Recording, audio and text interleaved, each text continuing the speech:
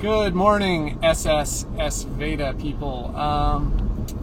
Today's topic is, what person would you most like to meet who is dead? So, I don't know, yesterday I had a lot of thoughts about who I might want to meet who's alive. I think when it comes to people who are dead, I'd like to meet someone who's a really good communicator. I think that someone who was known for being a great communicator and now is lost to humanity. But the nice thing about a lot of these great communicators is that they actually wrote books or created video series that continue to they were such great communicators that they communicate long after they're gone. So I think probably two of the most amazing communicators that come to mind right away are probably Carl Sagan and Milton Friedman. So Carl Sagan was an astronomer, and he made a TV show when I was very, very young, probably too young to watch it and understand it, called Cosmos. And the TV show Cosmos has recently been recreated by Neil deGrasse Tyson, who has a reputation of being a great communicator in the field of science.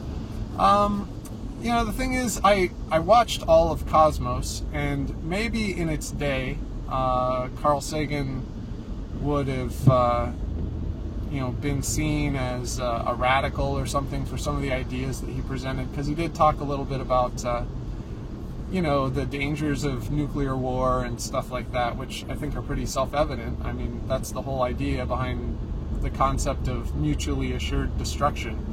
But I just, looking back at him, I don't really see his views as that controversial or that political specifically. I see almost all of his arguments come from a philosophical standpoint that I think he explains well in his show. The remake by Neil deGrasse Tyson, I haven't seen all of the episodes. I enjoyed watching the ones that I saw, though there did seem to be a political angle where he was kind of he didn't state his perspective and then back it up with a lot of data right in the show and proof and address the arguments, the science-based arguments on from the detractors or opponents of the view. He just kind of seemed to take it for granted and leave it out there. So I'll see if I can provide some examples of where I thought that was the case. But I haven't really had time to watch the show lately. So next time I watch a couple episodes, I'll have to take some notes about that and hopefully come back and add that in, because it's really kind of annoying when people go and say, oh, he did this and he did that, but they don't have concrete examples. I'm just doing this off the top of my head, but that was my gut impression, and it could be in rewatching it that I don't notice that effect. Maybe I was, maybe I had something on my mind and I perceived it that way, even though that's not what happened. There were a couple of things that I thought he presented, that were to some people controversial topics that he presented quite well. And I thought he provided a pretty good explanation of the scientific information out there on it. So, I don't know, could have just been one or two issues, but that's my recollection. So, yeah, I think Carl Sagan just did a great job of just presenting it all as, just kind of a wow factor, like the average person probably hasn't thought of it that way. Kind of how each profession is going to get a different perspective of the world based on the realities presented by their profession.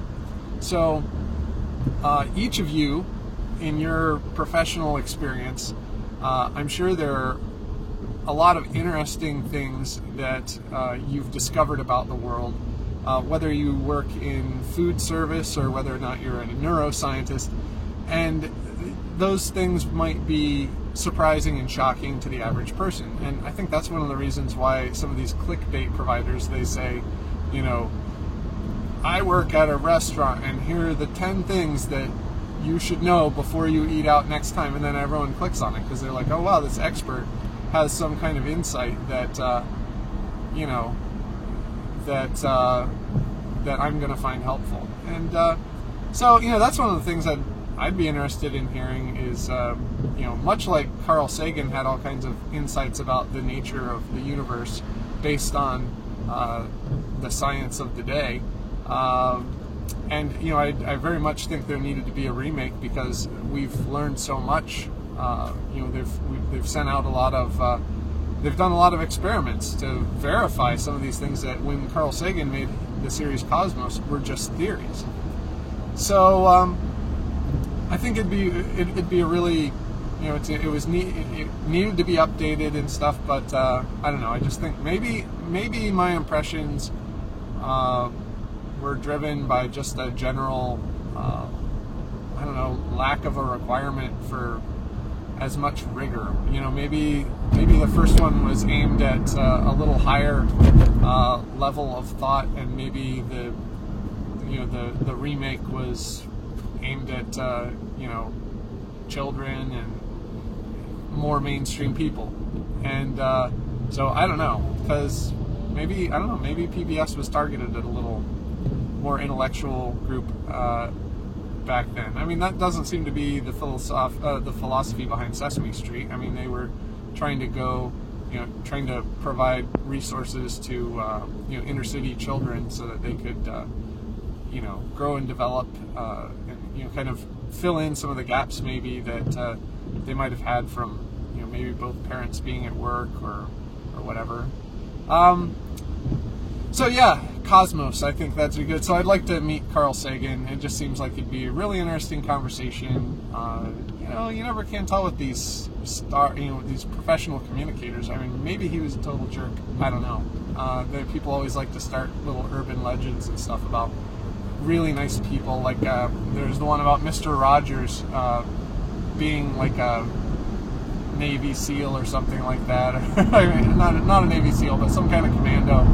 And I think there were similar ones about Bob Ross. So anytime you get someone who's a nice guy on camera, there are all these rumors about how they're secretly you know, presiding over death squads or something. Well, it's a really rainy morning. Been a lot of rain.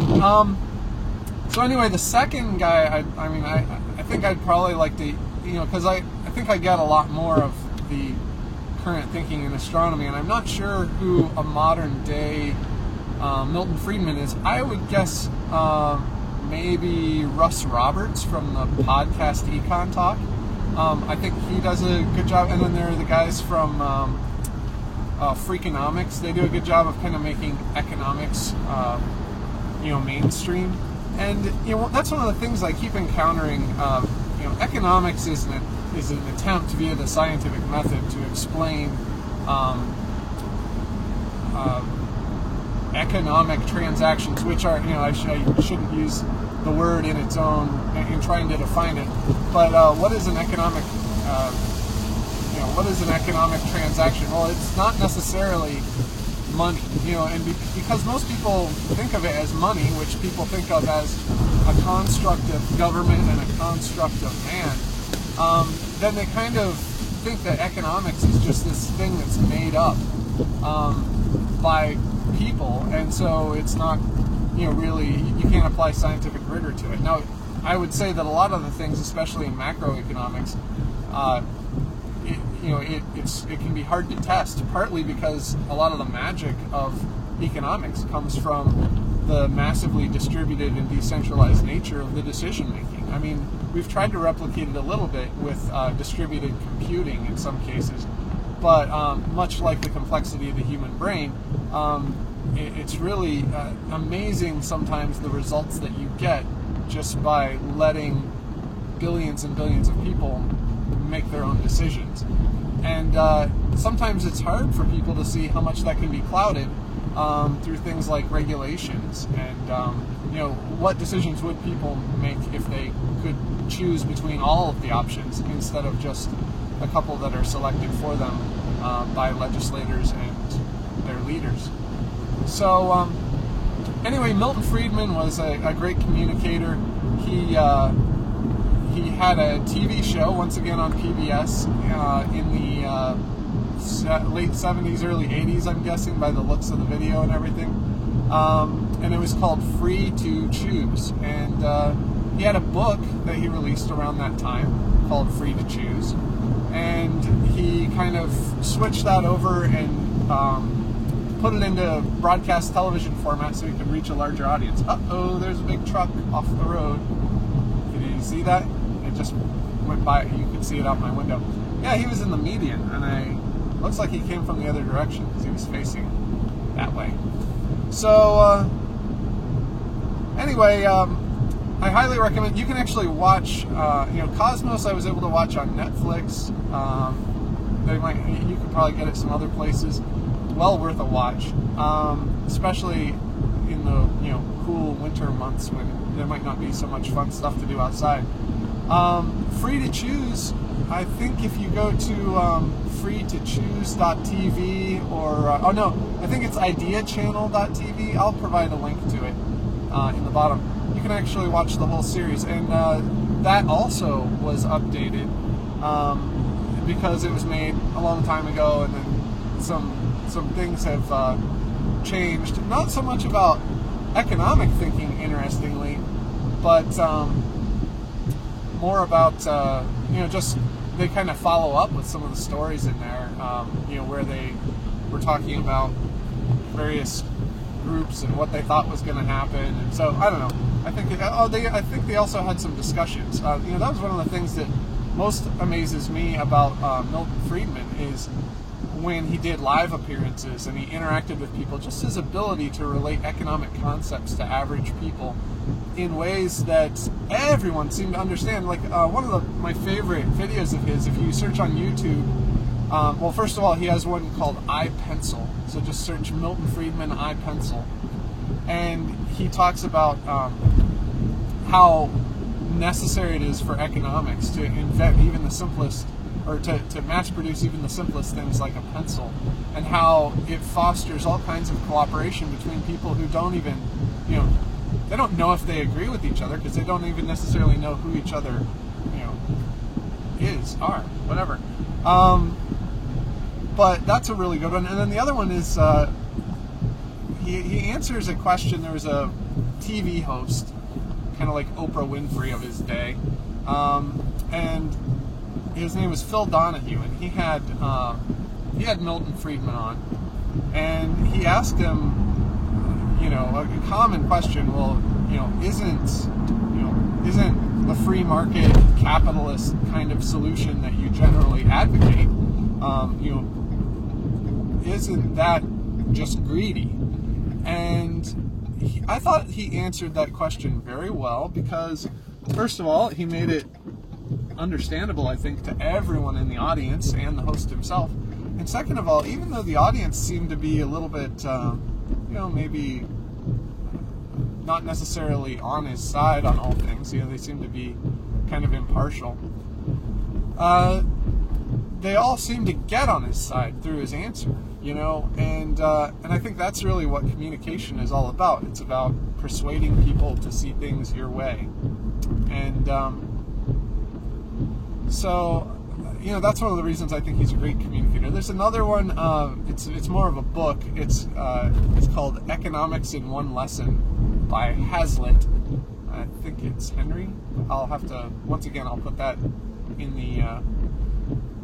the links below if I can remember to do it. And if not, ask me for the link in the comments, please. So, yeah, I'd say if I could meet people who are no longer alive, unfortunately those fellows are not alive anymore, and I just got a lot from the way they presented things, and especially in the case of Milton Friedman, he takes something that people, questions of economic policy really get people upset, and they, because if, sometimes the truth of the matter is pretty evident, and there are thought experiments that really lead people to understand the situation, and if that situation conflicts with their personal perspective or politics, then sometimes they can get a little upset, and you can really tell when they get upset and then they won't change their position. That to me is one of the worst outcomes of trying to have a debate or discussion. You know, I encounter this occasionally on Twitter. I mean, I don't know if any of you are following me on Twitter, but like last night I saw a guy, I was looking at tweets in the neighborhood where I'm working now, actually the neighborhood I'm in right now. And so I set up a thing using a service called If This Then That, and I set like a probably 1 mile or a half-mile radius around where I work. And I just had it send me a digest of all the tweets people say, and I saw this guy, and he was just like fawning over a bike share in the area, and I just so I went and I was kind of curious, and I went and I looked at some of his other tweets, and I found something that I forget exactly what it was he was posting about.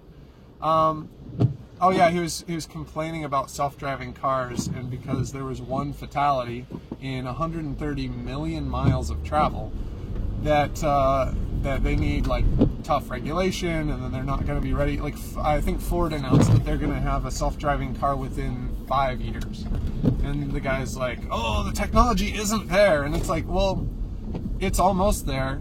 They've already done 130 million miles with Teslas in autopilot mode, and without an incident. You know, this was the first incident in 130 million miles.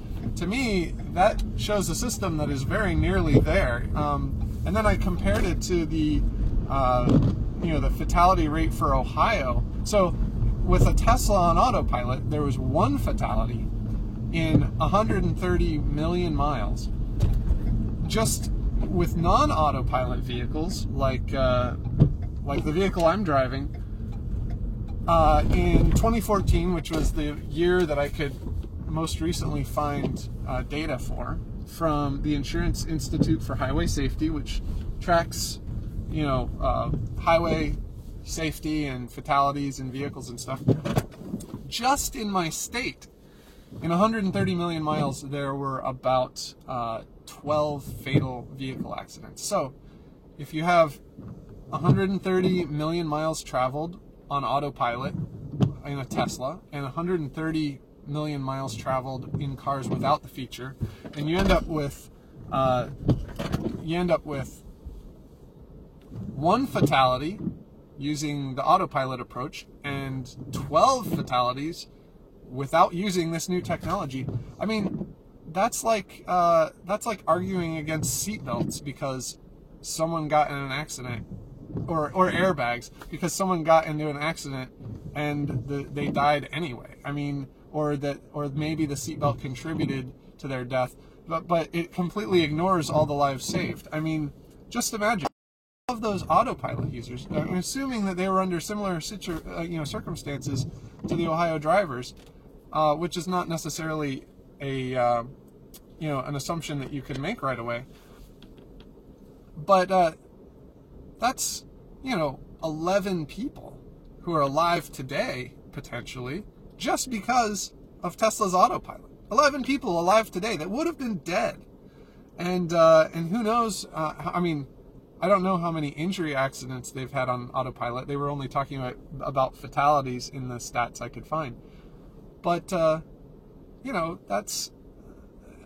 I would guess that there's a similar comparison.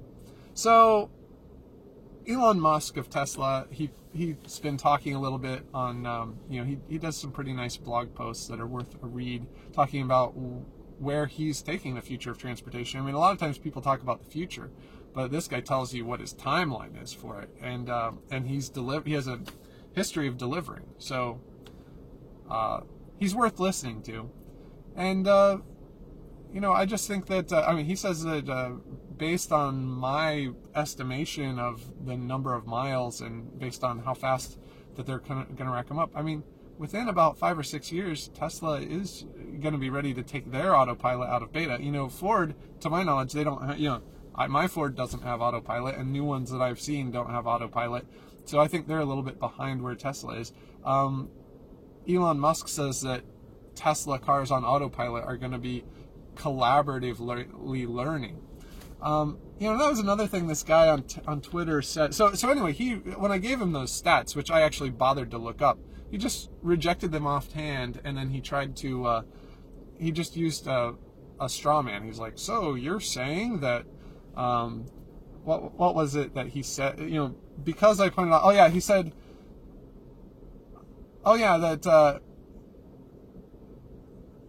I don't know, it didn't even make sense. That's why I'm having trouble remembering it. But like one of the things he said is like, oh, are you saying that it's okay for self-driving cars to just mow down pedestrians and cyclists? And I'm like, no, but I mean, have Tesla cars on autopilot been doing that? I mean, that would be a fatal accident too. And you'd think that if these were really dangerous, then you would have heard of such incidents. I mean, I would think that all the detractors would like to make hay if a Tesla just plowed through a cyclist.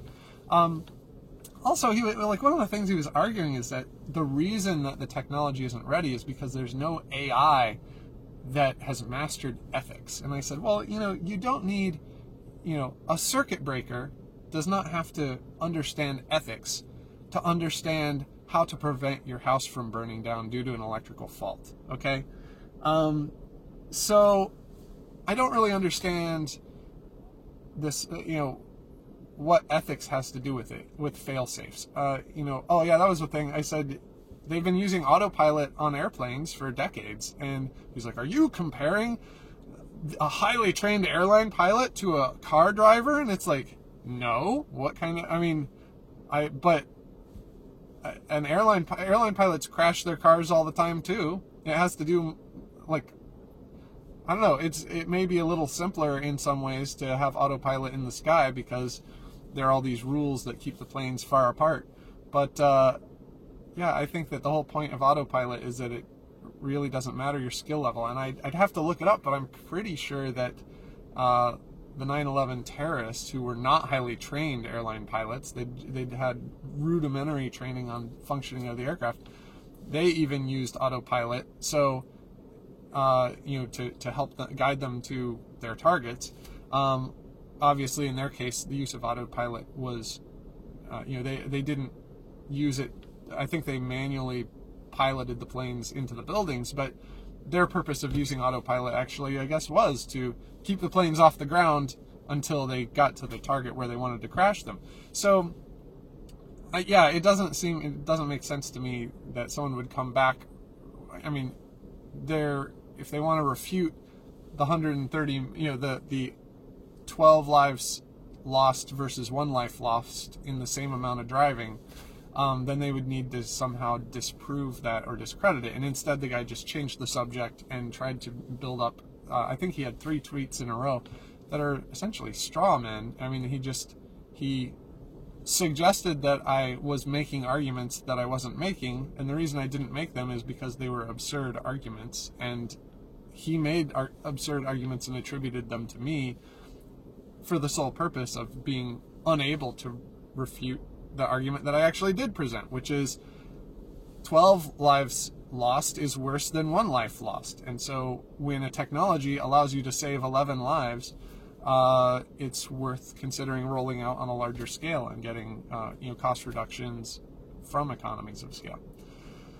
All right, anyway, I'm at work safely even without a Tesla autopilot today, and I will talk to you tomorrow. So remember, I would love to hear your comments on the content of today's little discussion. I mean, who would you like to meet who is no longer with us? Would you like to meet those 11 Ohioans who died in highway crashes because they didn't have self-driving vehicle technology? And, what do you think they would think about, Tesla autopilot and whether or not they would have liked it in their car? So, anyway, like the video, subscribe if you were interested in chatting with me on my way to work and would like to continue to do so. And, like, subscribe, and comment. Those are the 3 things. That's what I enjoy most.